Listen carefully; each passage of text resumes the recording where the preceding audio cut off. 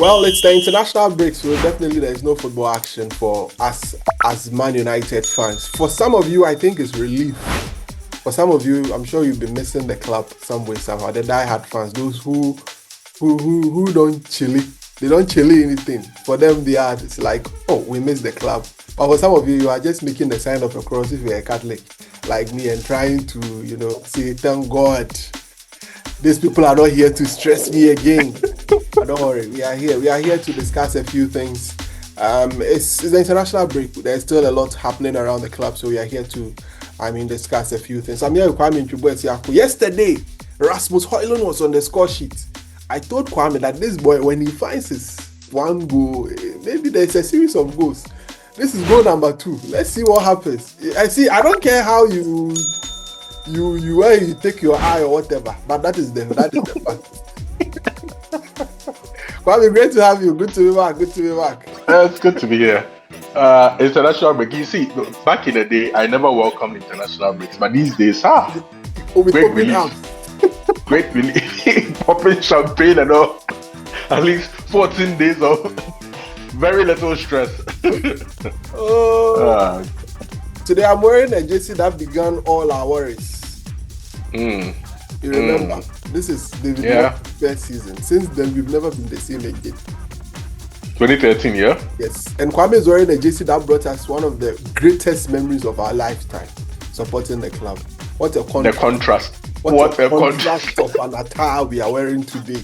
Anyway, you know what to do. It's always fun when we meet here to discuss everything Man United and everything football. So, remember to hit the subscribe button, hit the notification bell, pause the video. Yes, pause the video right now and give us 100 likes or more. In fact, now we're going to increase it to 200. Yes. So give it to us. Just pause the video, hit the like button. It's very, very important for us. It helps other people to get to know the podcast. It increases our reach. So please do help us on that. And if you've not subscribed, please remember to hit the subscribe button and hit the notification bell. We are discussing a wide range of issues today, from INEOS signings, from rating INEOS. What are the hints we are hearing concerning what the summer transfer is likely to be? Although as the season progresses or as we enter into it proper, we'll be doing an in-depth analysis of what we need, but we are just doing some preliminary talks on what to expect on all the transfer rumors that has been out there. We'll be discussing that. And also, we'll be rating INEOS 1 year. What have they been doing? And what do we expect from Ruben Amorim? Here on United and Everything Football. We'll be right back after this quick break.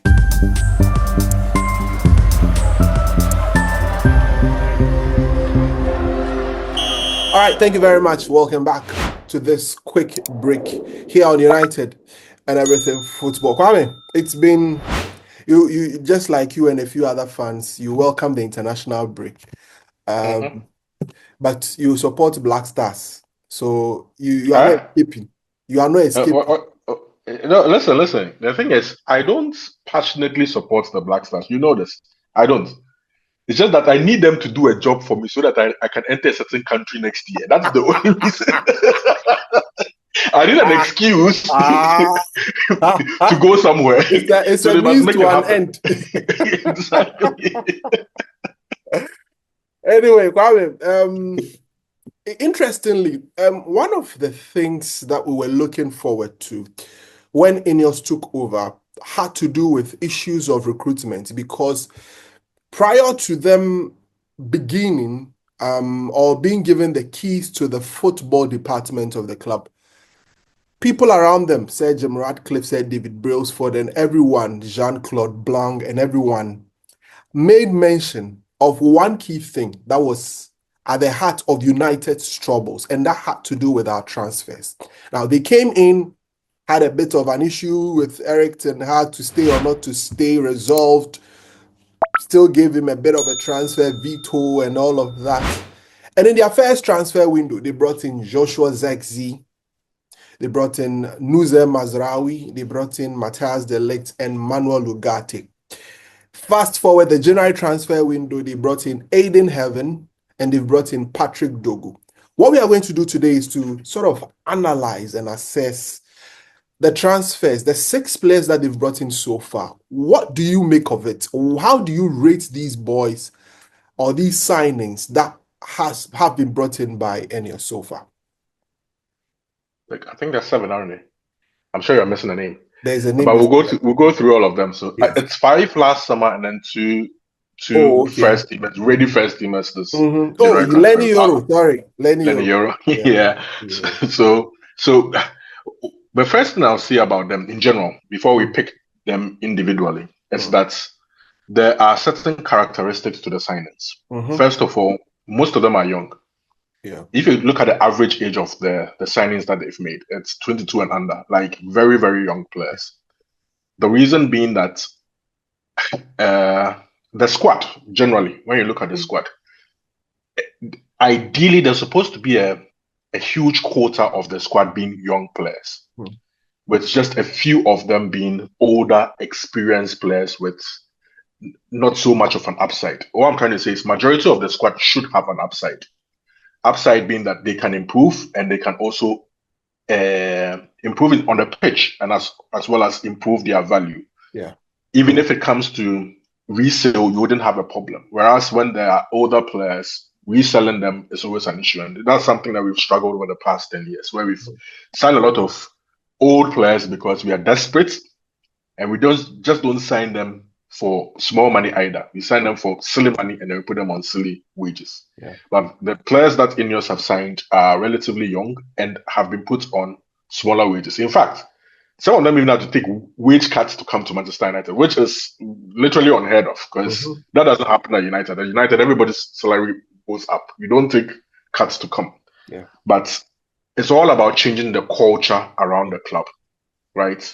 This whole silly wage structure should change at a point. So let's just pick them individually and then we'll take it from there. Should we start from the front? Let's start from the front. Let's start from the front. Yes, you should. Yeah, let's start from the front. And he's the first player that was brought in, so that was... Yeah. Oh, yeah. I've even forgotten. You know, I'm not a fan of Joshua Zexi. Correct. Right. First of all, the reason being that I don't think his role as a player is even well defined enough. And secondly, I don't also think that he fits what this manager wants to do. I understood how he fits into the previous manager's plans, being sort of a direct replacement for Anthony Martial, somebody who drops in and then allows others to play beyond him. Yeah. Technically, on paper, that's what it's supposed to be. But he was bought for 36 odd million pounds, not so much, and he's not on big wages either. I think last I checked, he was on 120,000 a week. It could even be less because now we don't even trust these valuations anymore. Yes, it's often lower, but they've put it at 120k. So let's just assume that is his wage. Yeah. If you are a Manchester United striker and you are on that wage, but for that fee, it means that first of all, there is not so much expectations of you. We are expecting you to develop because normally when Manchester United is buying a striker, they are often record purchases for crazy amount of money. Dimitar Berbatov was a record purchase back in the day. Yeah. I think we bought a 28-year-old Van Persie for almost 30 million pounds. So back in the day, it was a lot of money. He was 29, actually. Around 29 there. A lot. That's old. Yeah. And very often these players come on huge wages. But we had a young striker that we had invested a lot of money in Rasmus Højlund, who was already at the club, and then we added Joshua Zexi. He started rough. I'll be honest. He started very, very, very rough to the extent that it got to the point where many despised him. He was booed. Terrible experience for any player. But as Sir Jim Ratcliffe said, when you bring in a player like that, young players like that, they often need time. I would make this reference to a quote Omar Berrada made when he was at Manchester City, that when a player comes to a big club, whichever the big club may be, after 1 or 2 years, if the player isn't performing, that player should no longer be at the club. Players shouldn't stay 3-4 years at a football club whilst they're underperforming. My take from that and that of Omar Berrada's comments, I'm talking about that of the owner concerning Joshua Zexi, the fact that he feels like, oh, he's a Dutchman, he just came in a different league, all that, and probably needs time after he got bullied against Arsenal. That was the comments that the owner made. I feel what INEOS is going to do is they're going to give their signings a bit more time, at least one more year, to see how they do. But we've seen an upturn in form over the past couple of months. Yeah. There is a confidence that he's playing with compared to previous months. I think he is recognizing finally that he's a big boy. Yeah. And when you're a big boy in this league, you're supposed to put your size to good use. Correct. Put yourself out. You can't be a soft, because that is how he's been playing from the beginning of the season. Very soft, very laid back, very slow, feeling that he has all the time in the world. Very pedestrian at times. Let me ask you this question. Could it be that he had perhaps underestimated the league, or he felt that he was physical enough and that he's now probably adapting to the strength and the pace of the league?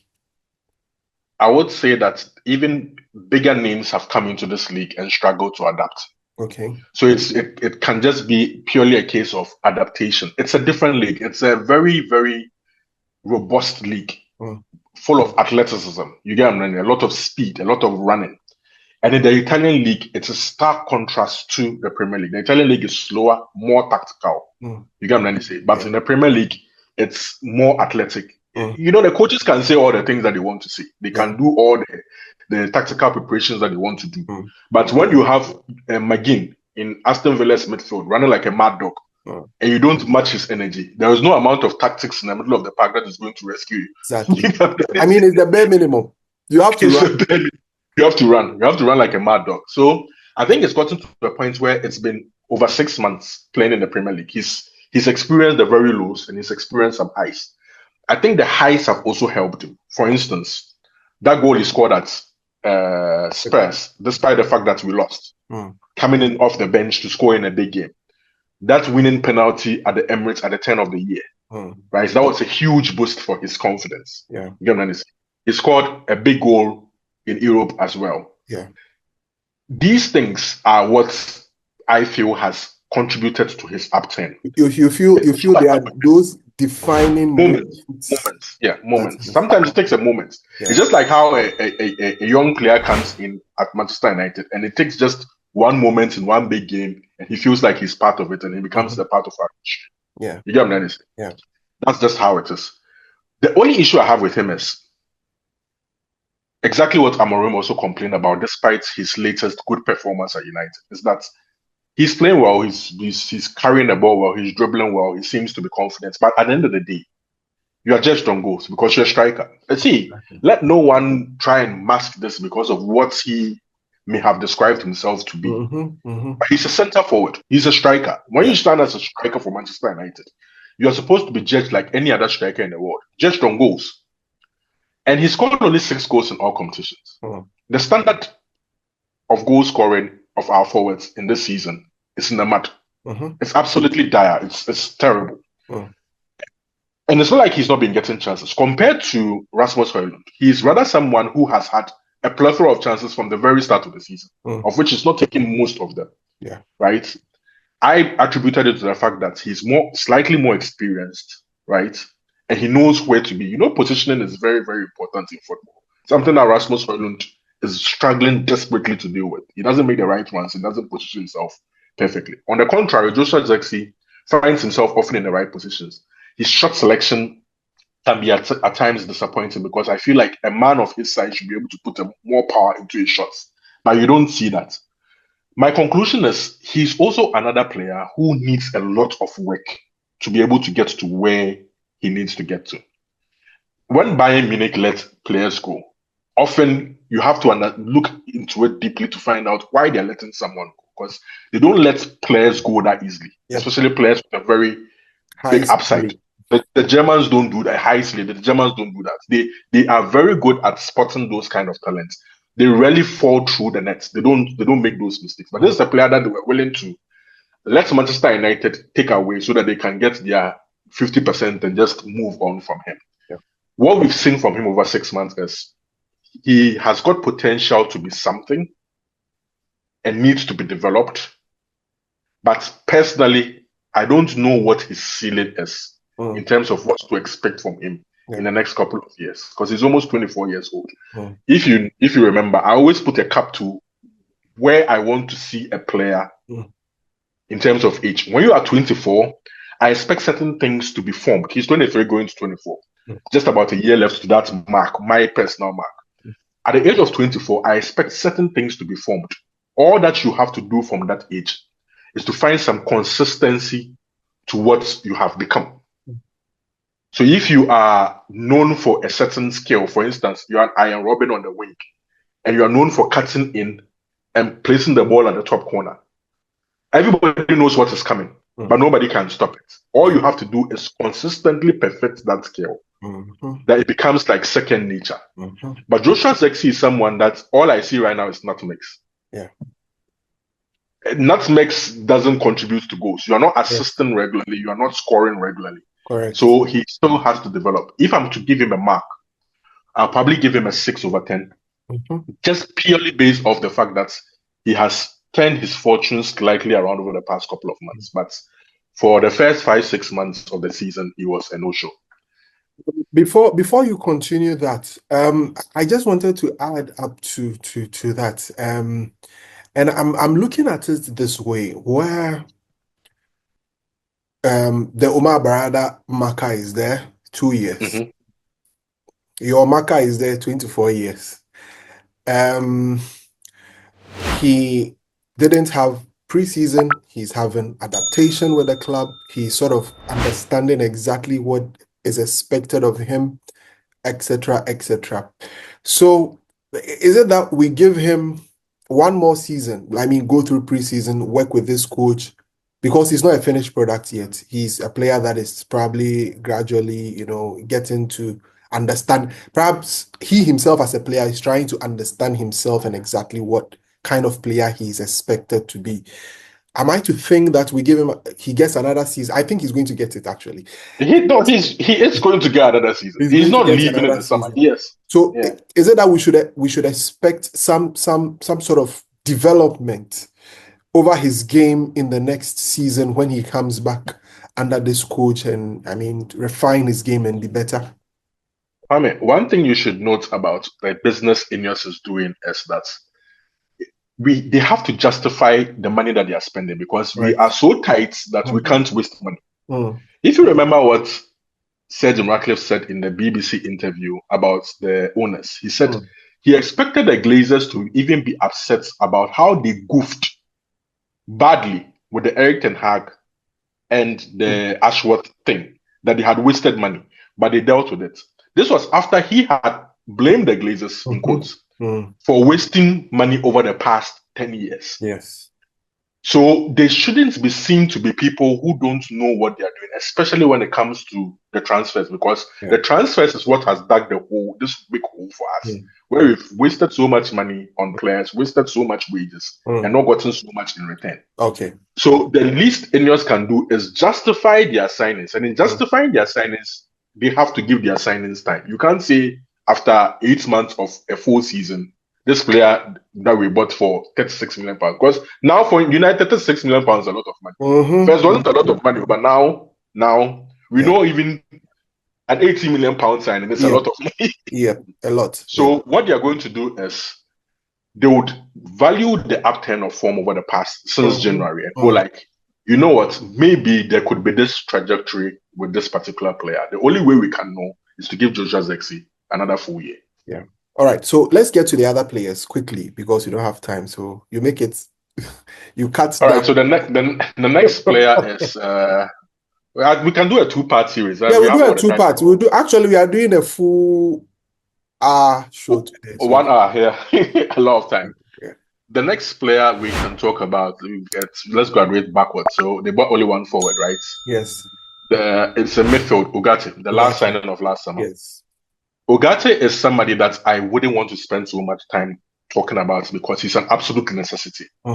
He hasn't hit the ground running. Like, he didn't hit the ground running. He is also somebody who struggled to adapt over the first couple of months, mainly due to the fact that the manager in charge at the time wasn't in favor of his signing. So he hadn't bought into the player, and the player sort of had to prove himself, because this manager wanted Amrabat, and then we decided to go in a different direction.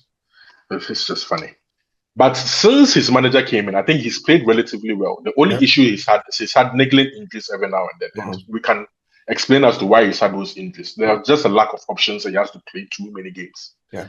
You get what I'm trying to say? But I would say I would probably give him a 7/10 because of his need. And we need such a player in the midfield. In fact, we need more of Ugarte in the midfield. Very athletic, strong players in the middle of the park. I say he's the only central midfielder I have because Kobe Mainoo in this system, for what he has to do, simply doesn't have the legs to do it and needs cover around. Yeah. Casemiro's legs are gone. Eriksen's legs are gone. It's just him. And Bruno is the one who is sort of deputizing the middle of the park. Ideally, Bruno Fernandes shouldn't be playing there. So he's doing a lone man's job for us this season until Calvary comes in the summer. So 7/10 for him. Then we go at the back because at the back is where we've invested the most. Mainly because of the managerial system, which requires 5 defenders. So let's start in central midfield. Lenny Yoro came in pre-season, had an injury. That's where we start. And it's just been a disrupted season of injuries. And his system that he's not accustomed to at all, the 3 back. Mostly right side of the 3 back. It's hard to judge our defenders because they've been moved all over the place. Sometimes he plays left back, left center back. It's just like so there's actually no consistency at the back in terms of positioning and everything that you need to think of. He's also experienced the baptism of fire every now and then. Come out doing so a man touching the lesson in this league. But you can see the talent is clear. He's pacey, he's quick, and he's somebody that we can easily develop. Let's know why we bought him. He's not somebody that we necessarily bought for the now. We beat the rest of Europe, particularly Real Madrid, to the future. That's the whole point. So he's somebody that you expect that he should bulk up, he should get physically better, he should adapt to the league over the next few years. No, it's not just a now thing. Somebody who's probably supposed to be at the club for the next 10 years, projected. So he's had a tough time. I'll probably give him a 5/10 because he's had a tough time and he's also had a lot of injuries. Currently, he's even injured. So, like, you can't really put much on it. Like a lot of stop start. It's just got injured against Arsenal in preseason, got injured against Arsenal again this season. It's just like coupled a lot of substitute appearances. We're just filling him in. The positive aspect about him is when you look at him physically compared to the player that he was in France. There's a huge difference over the past 8 months. What you see, his frame is completely different. You can tell that they've been putting him on the metals. So I'm very, very happy with that because when you make projections, this is part of it.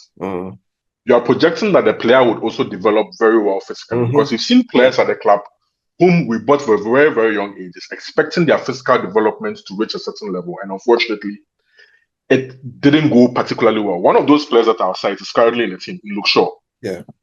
When they bought him, he was a slight, young, slim man. Projected to be England's left back for the next 10 years. I wouldn't say he hasn't lived up to it, but he has struggled physically. You can even see sometimes his weight issues is a problem. Fluctuating between being fat and between being slim. He's just struggled. But Lenny Yoro is developing fine. 5/10. Matthias de Ligt. I think Matthias de Ligt, for me, amongst all our signings, is a tosser between him and then Mazraoui. I would have said Mazraoui a couple of months ago. But if you consider the time from the beginning of the season till now, I think Matthias de Ligt has been the one who has been on an upward trajectory all through. You get what I'm trying to say? His aggression is something that we've lacked. His leadership on the pitch is something that we've lacked. And his availability is something that surprisingly we have benefited from. Because before he came in, we all knew. I was one of the skeptics because I was thinking, you know what, come on. I don't want another injury-prone player. And he's turned out to be the fittest of our centre-backs. Missed games just because of fatigue rather than injury. He's been an ever-present. Even Solid Maguire is now injury-prone. He's getting older, but he's always been there. I would give Matthias de Ligt an 8/10 for all the qualities that I've mentioned. And the other defender that we bought in last summer was Nusa Mazraoui. He started like a house on fire, actually. Value for money is what I call him. Because the football he has showed earlier on in the season, I was thinking, how did we get this guy for points, really? Because that's a very, very, very, very talented footballer. and he's also shown his versatility as well as his fitness. Yeah. Right. But there was a dip in form at a point. And it's not a dip in form that we should not have expected, because up until January, we're limited to just two fullbacks at the football club who were doing everything in every competition. It's actually absurd what we've done this season. And it's something that we'll talk about later in this point, in trying to address our problems properly. There was this stats that showed that Manchester United has played the most number of games and most number of minutes over the past 3 or 4 years. Only second, I think the team that comes second and third are Madrid and Barca. It's crazy what these players have been going through. Probably that accounts for somebody like Dalot's form, which has been very, very off, because he's been playing too much football, way too much. I know that he shall not want to his parts, but I think he's also been playing way too much football. But Mazraoui, together with him, have held the full-back positions down for as long as they could. Nuzem Mazraoui is also somebody that I'll generously give an 8/10, because he's really, really, really held us down. Technically, very, very good. Technically, that's a baller. Like, you don't call him a footballer, you call them like ballers. They can do everything. He just balls. There's this thing about his football that fascinates me. I mean, there's a point where he can pause. He knows when to push the ball forward. He knows when to dribble. He knows when to. I mean, it's just the brains. Like, the brain in a tight space, he knows what to do. Whether to find a space in between the players and pass, whether to turn.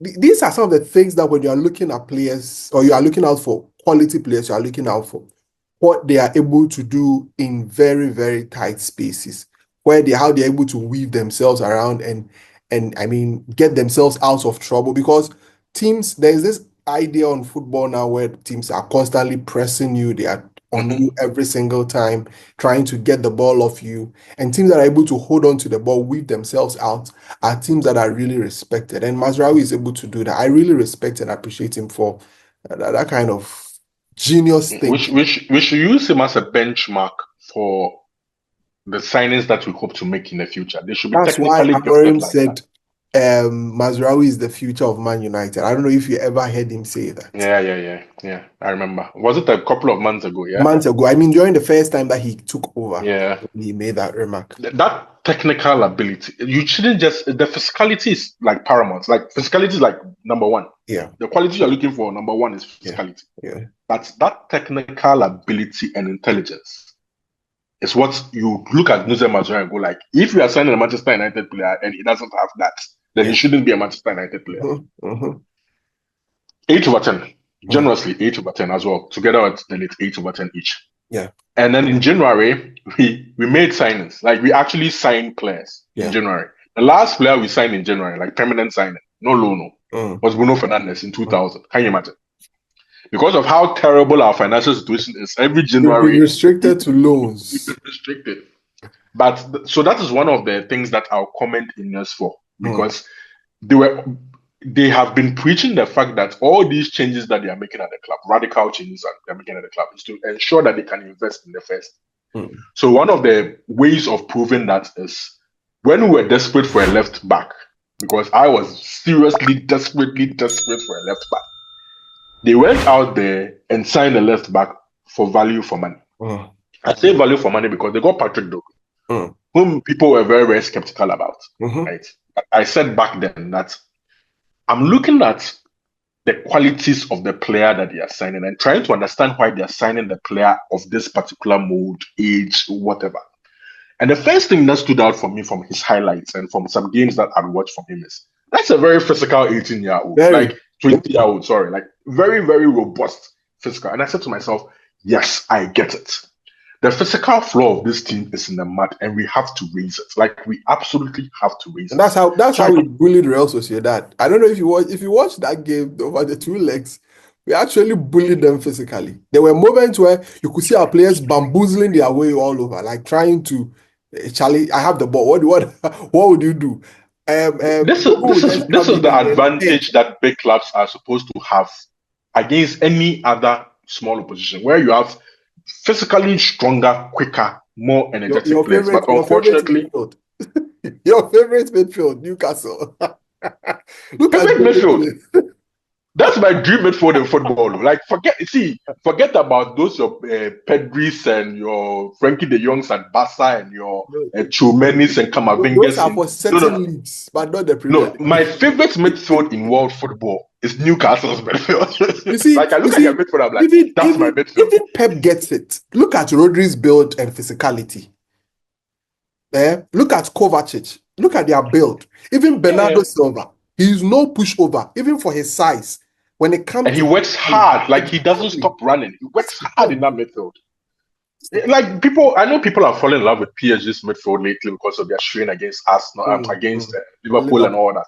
No. Me. Joy Linton, Bruno Guimaraes, Tonali. That's the best midfield in the world for me because it has everything. It's all action, all energy, all combative. It's like we are fighting for the rest of our lives. We are laying it all on the ground and we are winning everything. That's my midfield. So that's what I see in Patrick Dogu. And the first game got me as upset because I've been crying for a left back for a long time. And then this our coach decided, see, the thing about hipsters, that's my problem with hipsters. They're always overthinking situations. Like, they sometimes keep it simple. Why do you go and play him at right wing back and Dalo at left wing back? But he quickly corrected it. And Dogu has been playing that left wing back role almost to perfection. He's young. I get it. That's one of the pushbacks players, fans had when we were signing him. The fact that we needed a very experienced player and we go for another young player. You are going to see some inconsistencies, especially when he gets into the final third. And I think that's where he needs coaching and he needs development. Yeah. The final ball, the final shots. You get what I'm trying to say? Once he figures that out, that's an excellent sign. That's a dangerous player you have in there. Very, very dangerous, powerful player. And he will succeed in the league because physically he matches up to what is required in the league. Yeah. All he has to do is add that intelligence at the end of it, and you have a player there. So that's the coach's job. Yeah. There are certain players for you to coach, like coach them and make them better. We have about 2 minutes to go for our next break, so quickly wrap it up for us. I'll give him a 7/10 so far because he has filled a position of necessity and filled it very well. The last signing we'll talk about, I think we don't have to talk about Lyon because Lyon comes in the summer. It's Haven. Haven is the one who has surprised everyone for just over £1 million. Yeah. And he's also somebody that you look at and go like, that's an 18-year-old boy who is a very, very big boy. He's a big boy. It comes back to signing players to meet the physical needs of our league, physicality. He's played 2 or 3 games.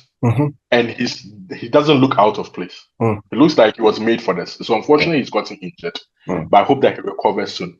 I'd give him a 6/10 because we haven't seen so many reps. Yeah. But whatever that we have seen so far, it's very, very promising for the future. Well, that's Kwame's assessment of. I chipped mine in there. I mean, I largely agree with him on his assessment of the players and how they have fared so far under INEOS. Someone would say, why haven't it all clicked if we are giving them these high ratings? Generally, we are lacking or we are short in certain areas. So many. So you don't expect that these players in there, because we already have some poor quality players in the squad, very poor quality players in there, and all of these things have to be addressed. And that is the next thing we'll be talking about here on United and Everything Football. We would look at some bits of the transfers and everything that has happened we expect to happen over the summer transfer window. We expect that things get better. So we'll be discussing that here on United and Everything Football. Let's make a quick turnaround. Remember to subscribe, hit the notification bell, and also share your comment on whatever we are discussing here on the podcast. Let's make a quick turnaround. When we come back, we delve into other issues here on United and Everything Football.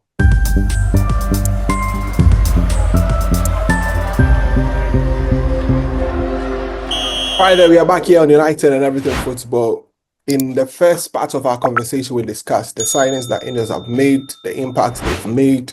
We rated them, and we got to understand exactly what they were bringing to us and what they've offered so far. Now, this time around, let's focus on what to expect in terms of the transfers. Kwame, a lot has been happening. You've been talking a lot. Those who follow on social media would know. Kwame speaks a lot on what's happening and everything. But let's hear you. Generally, how is United approaching the transfers? Because I've heard of some key positions that United is likely to strengthen going into this transfer window. What are you picking up so far? So I watched this podcast that the Mapatias had with one of the United accounts. I've forgotten the exact account, but he gave some details. There's not everybody who's a fan of the Mapatias, but following what he said, I've also seen Laurie Whitwell and Ornstein come up with very similar comments, which seems to suggest that that is the plan that this club is actually going with. They've identified key positions. Priority positions, that's a very key word that we have to use, because what it means is it's not limited to these positions, but these are the positions that we 100% have to address in the coming summer. If there is room or there is a need for us to address other positions, that may happen, but they are not on top of the list. That's what it means. So the key positions that they have identified are striker. We 100% need a striker. And number 10. But it's stated a right-sided number 10, not a left-sided one, as many people had suspected or anticipated. A right-sided one. A central midfielder. Meaning probably a left-footed player in that zone. Most likely. Yeah, most likely. And a central midfielder and a centre-back, as well as a goalkeeper. Even with a goalkeeper, it's not necessarily somebody to displace Andre Onana, because it's last on the priority list. It's somebody who may offer competition for the goalkeeper, but the other positions are absolute needs. There is no better place to start than to start with missing out on Kwenda. The reason why I have to start there is it seemed our window had even started before the summer with our pursuit of Kwenda. But unfortunately, we're not able to get him. And Laurie Whitwell yesterday, I think he was on the Stratford paddock, where he commented on that. And his comments were very, very interesting. In the sense that he said Manchester United was aware of the fact that Chelsea were in the race and were likely to beat them to Kwenda. But we're not bothered by it. They decided that it's no problem at all. They would rather look for other alternatives. My take from that is that, first of all, that deal that Chelsea made with Kwenda was not friendly for Manchester United.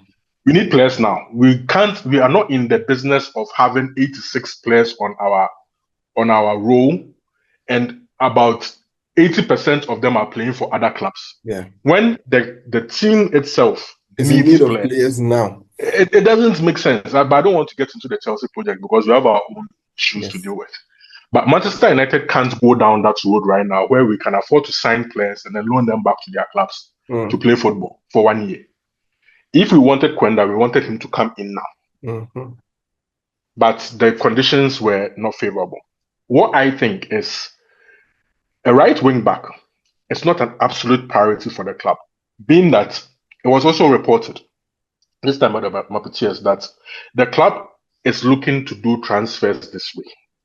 And people have to understand what the plan for transfers is so that we can sort of understand why certain things are happening. There was a hierarchy, which starts with Jason Wilcox. Jason Wilcox is the one who has identified the game model that we want to play, of which we've gone to look for a coach to fit that game model. And he's the same person who identifies players for the manager to be signed by the club. But he does this in consultation with the coach as well as the recruitment team. What the coach is supposed to do is what we have always said, ideally, the situation should be at Manchester United, as it is with modern clubs. But the coach is simply there to coach a very good football team, but he needs good quality players. His job is to identify the areas within his team that are weak and needs reinforcing. He can talk to the director of football, in this case, the technical director, Jason Wilcox, about the qualities of the player that he requires in certain positions, of which this technical director, with his technical eye, is supposed to go like, hold my beer. We've taken all your points down. We are going into the market, and I think this particular player fits the description of the player that you want. And that if we are able to purchase him for the right price, that is where Omar Barada comes in with the budget. That we have specified a certain budget for this particular player. And this club is not supposed to exceed that budget. If the player's valuation exceeds that budget, look for another alternative of the same build and bring him to the club. So I think what's going on is they have looked at it. Kwenda was our first choice. But if Kwenda is not going to come, now the club says, do we even have somebody in our own club like that right now who fits the same description before we even go out to go and look for an alternative to Kwenda? And there is Mantato. I don't know whether a lot of fans have heard of him, but he's a kid that we've had in our academy. If fans just go to YouTube and then look him up, the first distinctive thing that you will notice is he's black. he has a Portuguese name because I think he's of Angolan descent, similar to Kwenda. You know, almost all those Portuguese people are of Angolan, Mantato, Capo Verdean distinct. Yeah, very similar name, and he plays the same position, very same build, very similar age, similar skill set and everything, except for the fact that he's been injury riddled this season. But everybody, those who follow the academy, recognize his talent, actually appreciate his talent. He's the player who scored a winning goal in the FA Cup Youth quarterfinal away to Arsenal. We're in the semi-final now. He scored a winning goal, came off the bench and did his thing. So the club is looking at it and going like, if we can develop this player similarly to how we would have developed Kwenda, because Kwenda was also going to come in as a 17, 18-year-old for almost 60 million euros, that we have to develop. Not that he's the ready finished article. Because that's the trend of the signings that we are making. Players that have an upside, we can develop, they get better, and they increase their value. So that even in the case of you selling them, you'll be able to sell them for huge profit. For instance, look at what City did with Julian Alvarez. Bought him for 20 odd million, sold him for 80 odd million after a few years of relative good success and development. You get it? So I think the club is looking within and going like, we can work with somebody like that over the preseason and reassess and see whether if we still need to get somebody of that ilk because it's not good enough, then we can do so at the end of our priority list. Let's come back to the priorities. Striker. For me, it is the most desperate position at this football club. The most important position at this football club. But there is a hitch.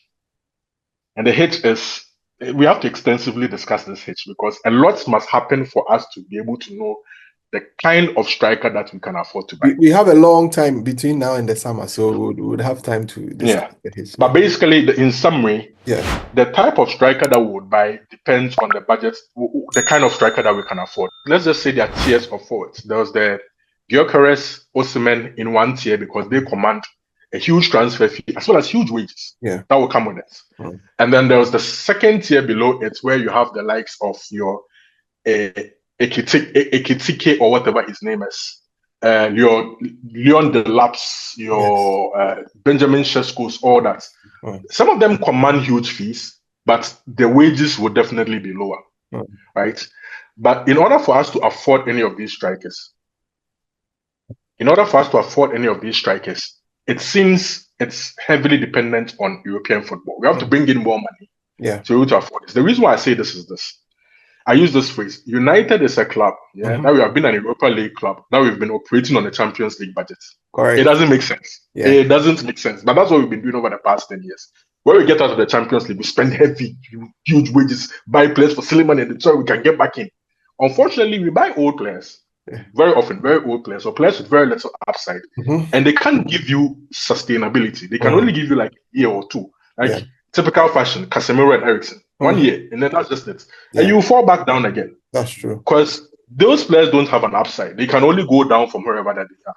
So the immediate impact is there, but then we go back to where we're coming from. And that is just, at the end of the day, it's just financial loss because you can't even recoup your money back from these players. But if you have young players on low wages, right, you go back to being on an European League budget because now we are not going to buy these expensive players. So when you bring in players on low wages, the expectation is that there is an upside. Once you do qualify for the Champions League, what it means is that you will no longer be operating at a loss. You 100% be operating at a profit. When you also need to sell these players off in the future, right, because they have an upside, you are going to sell them off for more than you actually did buy them. So you're not losing at the end of the day. What I'm trying to say, the long and short of what I'm trying to say is we have to make Champions League football. The Europa League this season is 100% important. It may be the difference between us signing a Gyökeres or an Osimhen, or going into the second tier of strikers like your Delapso, Ekitikis, your Cheskos, and all that. Yeah. If we do qualify for Champions League football, we can afford players on Champions League wages. If we don't qualify for Champions League football, we'll drop into the second tier of strikers. So, yeah, this season is important. They have to increase our kitty to be able to make bigger signings. Those kind of signings. All right. So that's Kwame giving us a holistic overview of what to expect in the transfer market based on the reports that have been out there from journalists like David Ornstein and Laurie Whitwell and friends of how do you call it? How do you even refer to them? ITKs. ITKs. King of ITKs. But no, as for him, he has graduated from ITK. He's no longer an ITK. He's very, very well respected amongst other. That's what I'm saying. Fan channels. He's the king. He's the king of ITKs. Anyway, that's just by the way on that. But Kwame, let's do the last two bits. I don't know. Let me combine them. Let's rate INEOS.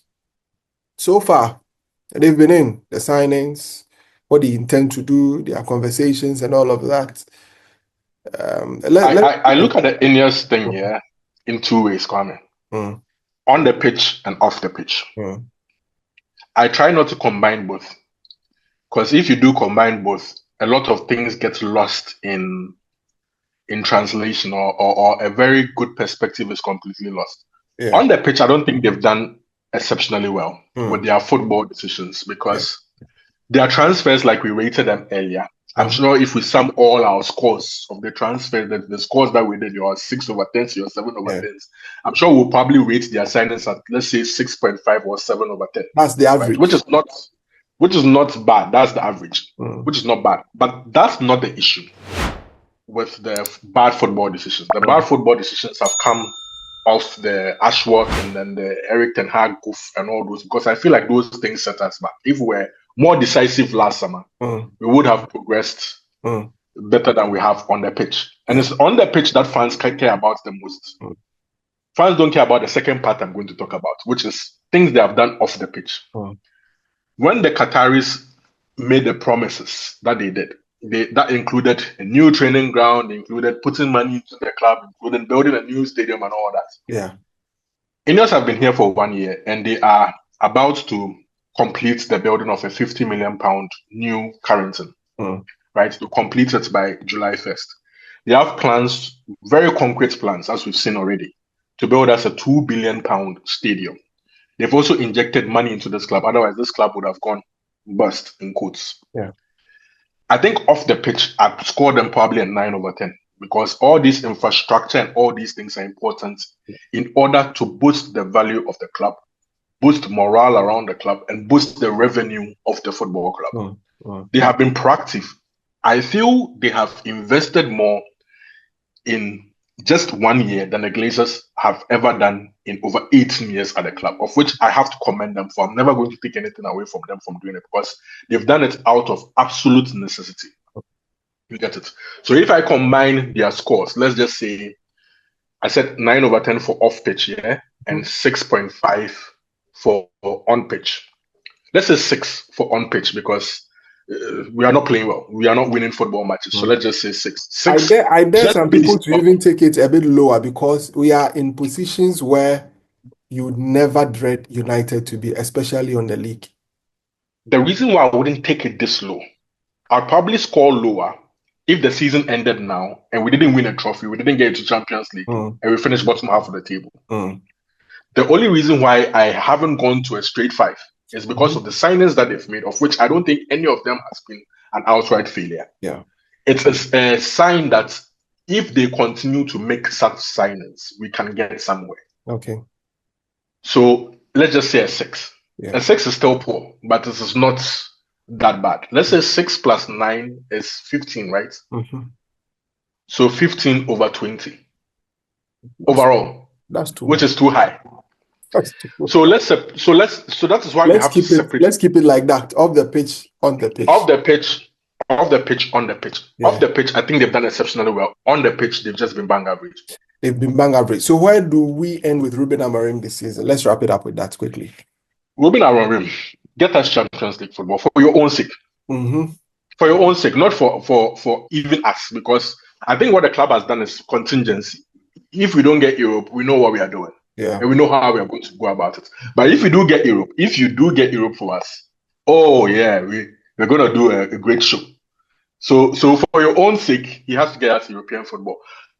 Looking beyond this season, because you can't really fault him for a lot of things that have happened this season. Looking beyond this season, I think what this club should do is be aggressive in the summer because of how bad this season has been. This has been a shocking, awful season. Yeah. You get it? So everything has to be attacked with a different focus. He has to coach better.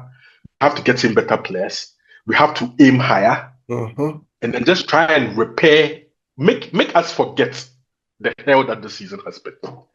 Fortunately for him, there isn't any major competition this summer. So there is opportunity for him to have his players in for preseason at the right time, work with them, and then be able to, do what is expected of them. So there's no competition. There is no continental competition, be it an African Cup, a World Cup, a European Cup, a Copa America, or whatever. So it's expected of him that he's able to do great things when the season ends, because that is what he's fighting for. The season should pass quickly so that he can have a fresh start. What makes me happy about him and everything that is happening now is that he came in early. He's had a very poor spell, but it has given him an opportunity to get insights about the team, what to expect and what to do. Now they can go in and plan. It's not like he's coming in fresh in the summer, all right? So that things would be, now he knows the team. He has an idea. He knows the league. He has an idea and everything. So there will be no excuse for him whatsoever when the season starts next season. But we'll see. We still have a season to focus on. We have a Champions League qualification ahead of us because of the Europa League. If you're able to win it, it's double joy. You win it, and then it gives you an additional advantage of qualifying for the Champions League. So we'll see how Ruben Amorim tackles it. But in the course of next week, we'll be here. We'll be discussing a lot more things going into like this particular Amorim situation. We'll put it in focus with our guests, a guest or two. We'll try and see and have a very good analysis of it. If you have any question you want us to tackle, next week when we meet, please leave it in the comment section what we should discuss about the team. If there is anything specific that you want us to discuss, please, it's very important for us. Just drop it in the comment section. We'll put all of them together, and then I'll ask my guests, I'll ask Kwame, the guests that will be coming, and everyone, so that we get some perspective and insight. My name is Kwame. I'll be here with Kwame Nchubu discussing everything that has happened. It's an international break, so relax, enjoy your national teams. If you are Ghanaian, enjoy Ghana. If you're Nigerian, enjoy Nigeria. If you have any foreign national team that you support, enjoy them. We'll be back in the course of next week to bring you more here on United and Everything Football. Subscribe, like, share the video with your friend. We'll see you on the next one.